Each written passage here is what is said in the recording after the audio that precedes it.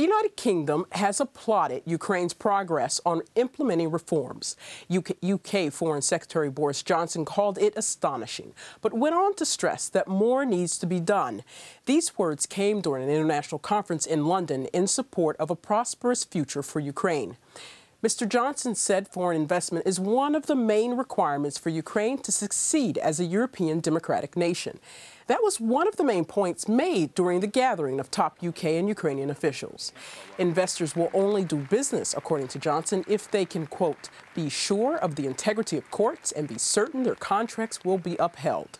The top UK diplomat also spoke at length about signs that some reforms were faltering and many obstacles still remain in Ukraine.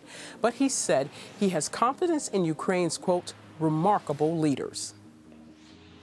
There are worrying signs that reform is faltering, and we're seeing some concern about selection of new members of the Supreme Court, a lack of progress in creating special anti-corruption courts.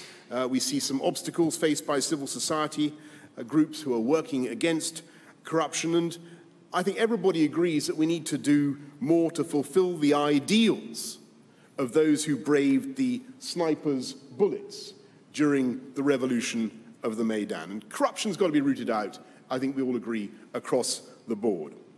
There must also be electoral reform in time for the next national polls in 2019, starting with the appointment of a new Central Election Commission and stronger rules and punishments for electoral malpractice.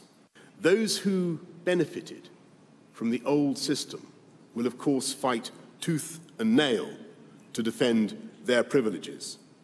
But Ukraine benefits from a remarkable array of leaders in government, in parliament, in civil society, many of whom I've now had the privilege to meet. And I believe these people are devoted to their country and determined to build a peaceful and prosperous Ukraine.